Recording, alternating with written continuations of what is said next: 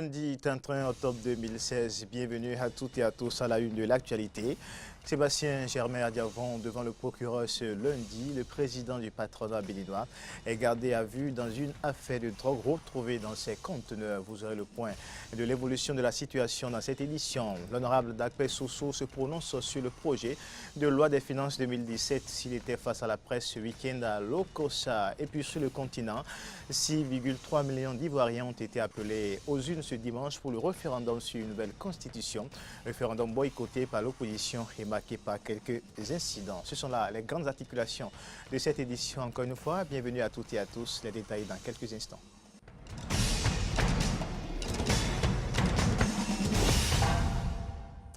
Encore une fois, bienvenue à toutes et à tous. Sébastien Germain Adiavon devant le procureur ce lundi. Le président du patronat béninois est gardé à vue dans une affaire de drogue retrouvée dans ses conteneurs. Il sera présenté au procureur de la République près le tribunal de Cotonou qui donnera suite à cette garde à vue. Il faut noter que Sébastien Germain Adiavon, pour le moment, est toujours à la brigade territoriale de Beto. Aucune information officielle jusque-là. On note la présence d'hommes d'affaires et d'autorités politique dont le préfet Toboula qui entre et saute de la gendarmerie du côté du tribunal où il sera écouté. Une forte mobilisation de la population, banderole, branchage en main, la population crie libéré. Adiavon, une forte présence de policiers et gendarmes est également constatée sur les lieux. Nous aurons les images, si tout va bien avant la fin de cette édition, quelques images sur cette situation. En attendant, l'ancien maire de Lokossa et député à l'Assemblée nationale du Bénin a pris langue avec la presse ce samedi. Objectif de cette conférence de presse, apprécier les innovations inhérentes au projet de loi des finances 2017 et exhorter ses pairs au vote. Le compte rendu est signé Jonas Bouti. Innovation du premier budget du gouvernement de Patrice Talon. Priorité du gouvernement pour l'année 2017.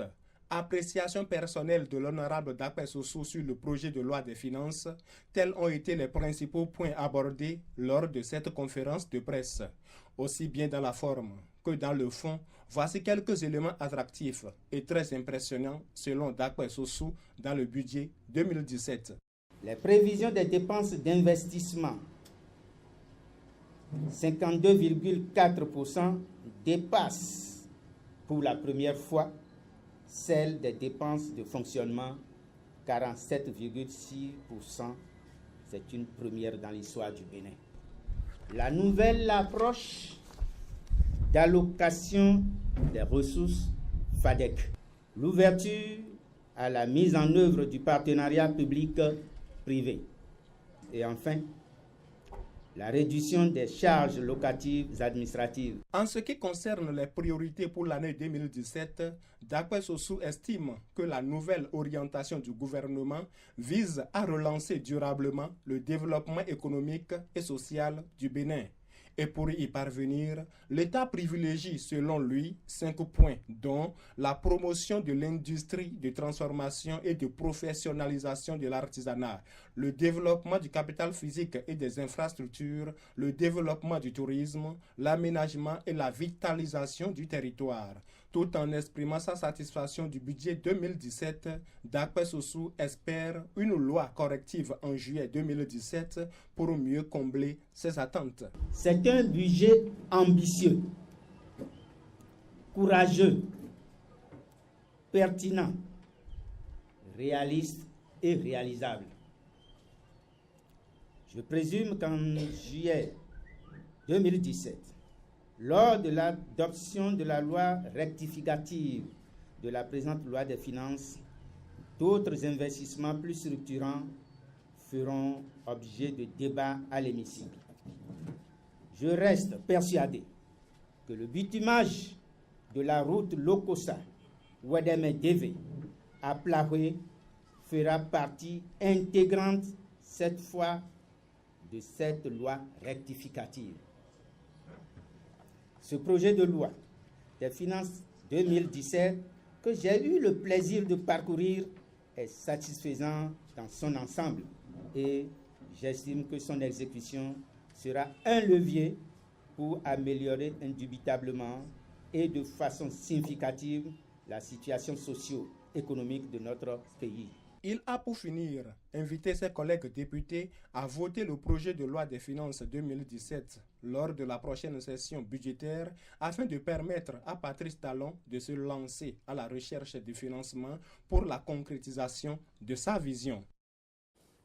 On continue avec l'actualité au Bénin. Souley Salakor et ses syndiqués du Centrasèche ont organisé ce matin un sit-in dans la cour du ministère des Finances et de l'Économie. Le sit-in fait suite à un mouvement d'avertissement organisé le lundi 24 octobre dernier. Ils exigent la satisfaction pure et simple de leurs revendications dès le lundi, sans quoi ils organisent dès le lundi prochain, 8 novembre, des grèves de 72 heures sans service minimum jusqu'à satisfaction totale de leurs revendications. Écoutons le secrétaire général du Centrasèche. Les participants à la présente manifestation de protestation organisée par le syndicat national des travailleurs des services de la santé humaine du Bénin Centrasèche exigent la signature des arrêtés d'éligibilité des agents omis dans le projet de reversement en agents contractuels de l'État, la correction des disparités catégorielles des paramédicaux agents contractuels de l'État, l'adoption du décret issu de la relecture du statut particulier des corps des personnels de la santé, la modification des tests en vue de l'organisation des concours professionnels pour les agents contractuels de l'État, la remise des contrats et le paiement des salaires, avec rappel à tous les agents contractuels de l'État de la promotion 2014, l'uniformisation du corps des infirmiers au Bénin, le paiement des rappels de la prime de risque et de la prime spécifique au titre du second semestre 2015 en une seule tranche, le paiement des heures supplémentaires dues aux travailleurs de nos hôpitaux, fustige le refus de dialogue érigé en système de gouvernance par les ministres du président Patrice Talon, condamne la poursuite de la politique de relégation des problèmes de la santé au second plan, dénonce la décision du gouvernement de Patrice Talon visant à privatiser la santé des Béninois. À l'école primaire publique de Dekandji, nous sommes à Dogbo. Un fait insolite dans cette école primaire où les activités pédagogiques se déroulent. Les populations peuvent également venir puiser de l'eau, non pas dans la cour, mais dans une salle de classe transformée en fontaine publique ou naturelle. Allons à la découverte de cette classe et école fontaine. L'école maternelle de Dekandji, dans la commune de Dogbo, est le lieu le plus fréquenté de ce village. Enfants et femmes s'y rendent pour diverses raisons. Les enfants y viennent chercher le savoir, mais leur mère y puise de l'eau. Une salle de classe devenue fontaine du village, comment en est-on arrivé? C'est un puits qui était réalisé depuis 1982 pour la population. La population utilisait l'eau. 12 ans après, l'eau ne sort plus. Et la population a donné le domaine à l'école de réaliser les bâtiments là-dessus. L'école a réalisé les bâtiments. Elle a commencé par utiliser 3 ans après et puis elle a commencé par sortir. Il y a plus de 3 artésiens et si on ne sait pas faire, on risque de quitter le village. Désormais chassés de leur classe par ce puits ressuscité, les élèves de cette école maternelle se servent de cet arbre comme abri. Mais l'eau n'a pas que occupé la classe, elle a aussi pris d'assaut la route du village. Surtout, c'est la voie que ça a pris comme rigole, c'est la voie qui est au caniveau de cette eau-là. Donc nous demandons aussi à l'État de venir au secours. Si un puits tari se réveille après sa fermeture et que l'eau coule aussi doucement depuis plusieurs années, l'avertissement a suffisamment duré pour que les uns et les autres prennent les mesures qui s'imposent. Mais toujours au plan national, le 29 octobre de chaque année, les associations et organisations non gouvernementales sensibilisent la population sur les accidents vasculaires cérébraux. Dans ce cadre, à Cotonou, un groupe de jeunes dénommé Cœur d'Or a organisé ce samedi une campagne de dépistage gratuit sur les risques liés aux maladies cardiovasculaires. Et c'est le 7e arrondissement de la ville de Cotonou qui a accueilli les événements, suivant respectivement le porte-parole du groupe Cœur d'Or et le chef de quartier, Sergio Saint-Michel. Aujourd'hui, de plus en plus, on parle de 17 millions de victimes chaque année en ce qui concerne les maladies cardiovasculaires. Et quand on parle de maladies cardiovasculaires, on parle de maladies du cœur et des vaisseaux. En plus de ces 17 millions de victimes chaque année, ces maladies-là sont classées loin devant le sida, la tuberculose et le paludisme réunis. Donc c'est tous ces aspects-là en fait qui nous ont interpellés, qui nous ont dit qu'il fallait quand même qu'on fasse quelque chose au sein de notre communauté. Et nous avons commencé par travailler grâce aux réseaux sociaux depuis 2011 et aujourd'hui nous avons quitté le virtuel pour le visuel et nous sommes allés au contact des populations. Donc depuis 2011 quand même, nous avons commencé par faire des séances de dépistage gratuits un peu partout. Mais jusque c'était sur 1 ou 2 sites. Mais cette année, l'innovation qu'il y a, c'est que nous nous rapprochons directement des arrondissements et nous travaillons en étroite collaboration avec les arrondissements. Je suis très heureux par rapport à l'initiative et à travers la présence de ces jeunes-là, je remercie le chef d'arrondissement qui a bien voulu les accepter et partager donc leurs services à la population du 7e arrondissement. C'est un groupe qui est très bien organisé et nous les avions accompagnés, nous avions demandé à la population de sortir parce que on ne peut qu'être en bonne santé pour vivre aisé dans cette vie. Et la population elle est sortie massivement et puis le groupe est organisé de par la méthode de travail. On parle maintenant culture. 5 ans après son spectacle de la baïonnette à la plume, le slameur rappeur Serge Marcus s'est à nouveau produit sur la scène de l'Institut français du Bénin. C'était ce samedi 29 octobre 2016 à travers le spectacle Tribal Poetic Show, un mélange de genres avec pour seul objectif dire des mots pour toucher, reviver les moments forts de ce spectacle avec Ahmed Arekba et Damien Pedro. C'est un mélange de genres, un voyage à travers le slam, la poésie, le rap ou encore de la musique moderne d'inspiration traditionnelle. Et pour le faire, rien de mieux que des mots, des mélodies, de la percussion.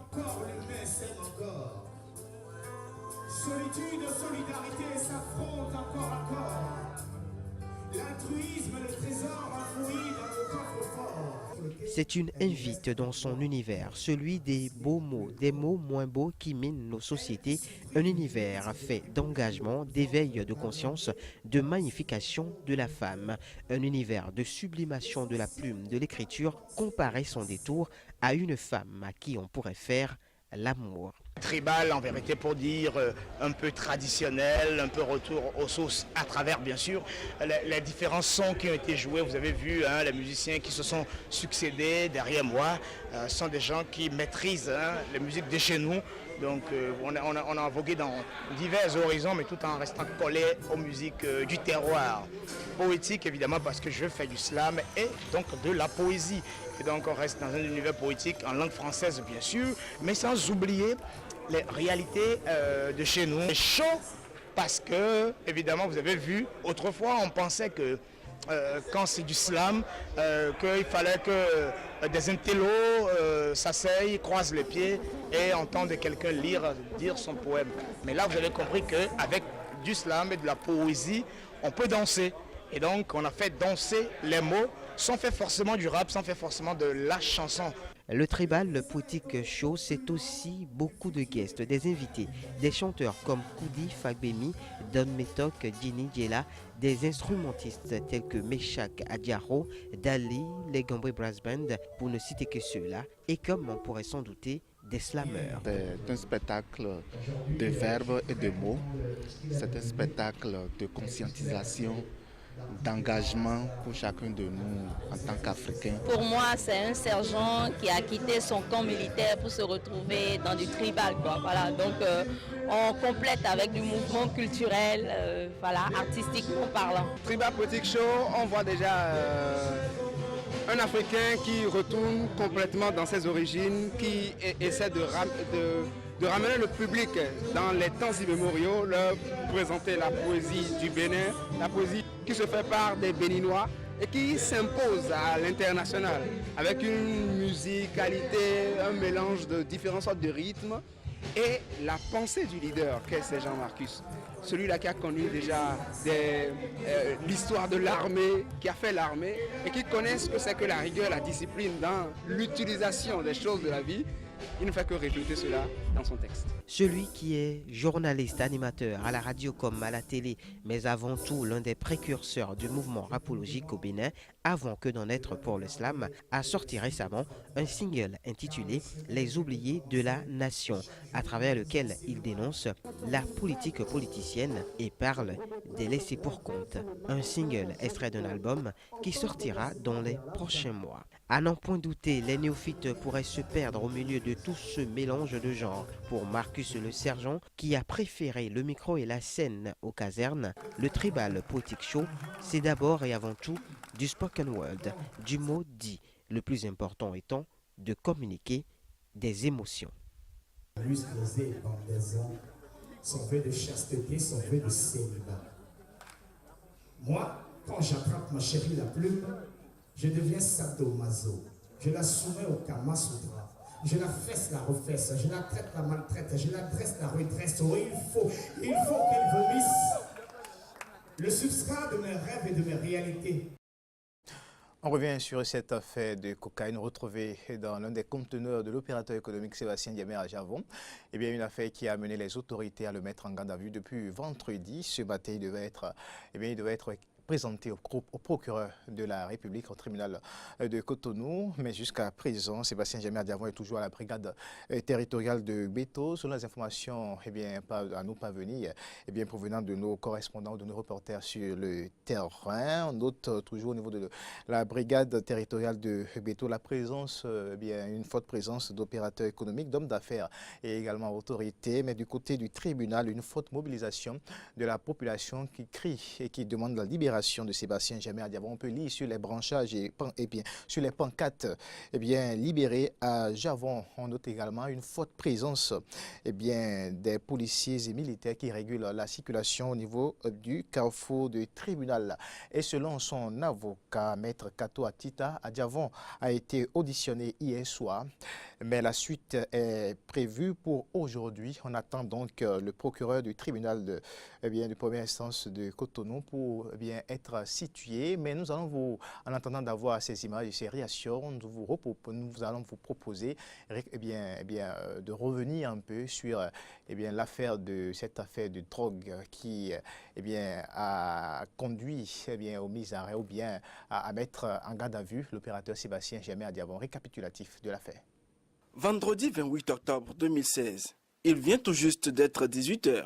Le Bénin apprend avec stupéfaction l'interpellation de Sébastien Ndiamé à Javon au sortir d'une conférence de presse. L'opérateur économique arrivé 3e de la dernière présidentielle béninoise se retrouve cité dans une affaire de trafic de drogue.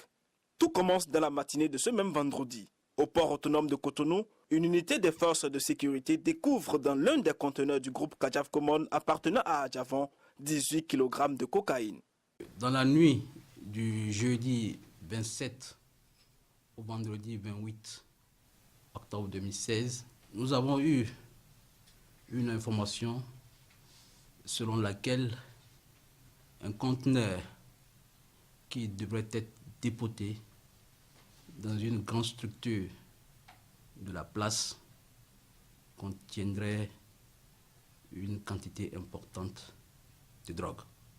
Nous avons rapidement identifié le conteneur.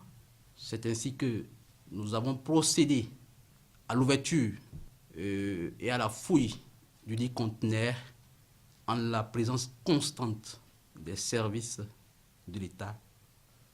Nous avons retrouvé environ 18 kg de cocaïne pure d'une valeur estimée à environ 9 milliards de francs CFA.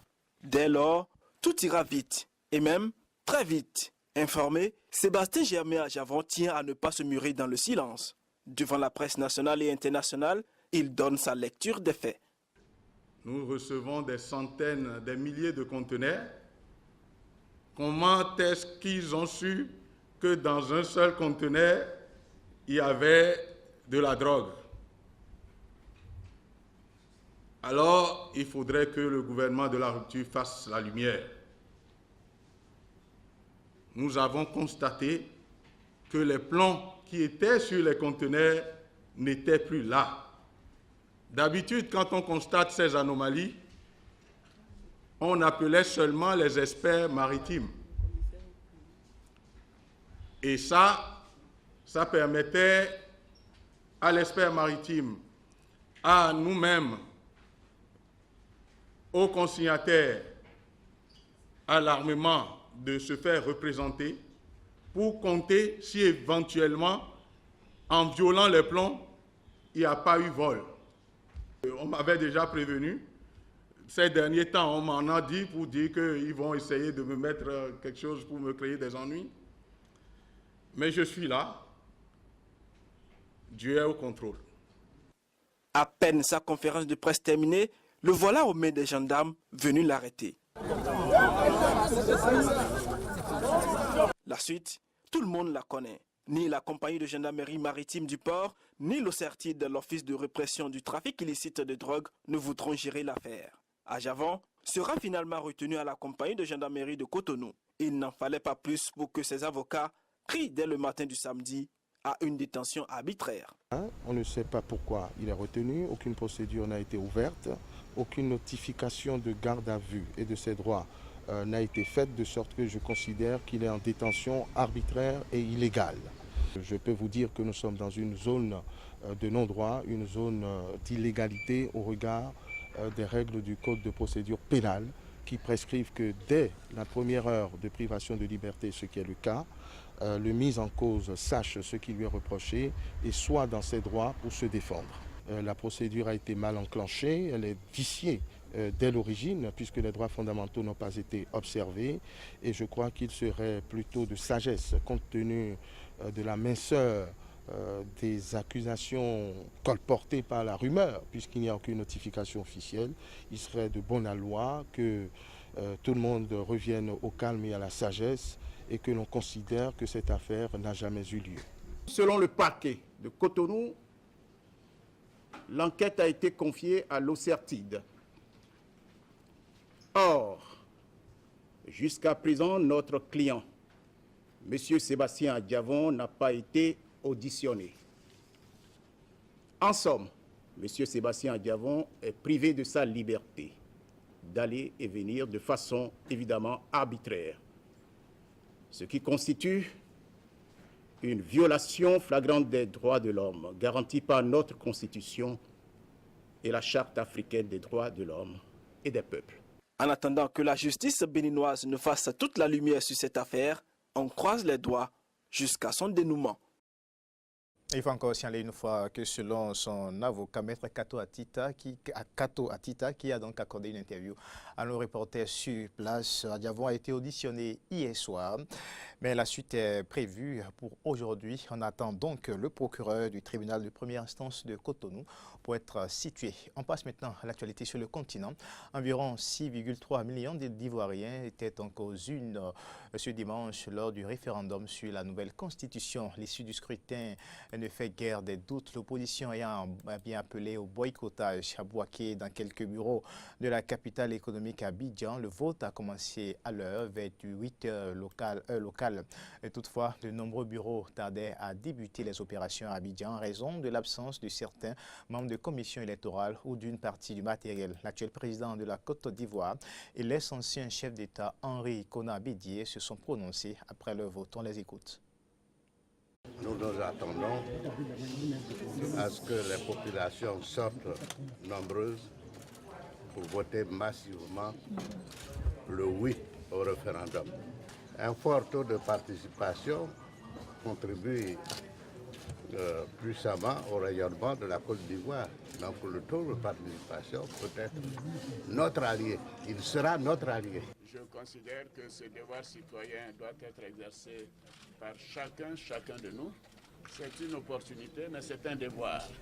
Et tourner la page de la crise née de la Constitution de 2000 est quelque chose d'essentiel pour le futur de notre nation. Je lance un appel pour des élections apaisées.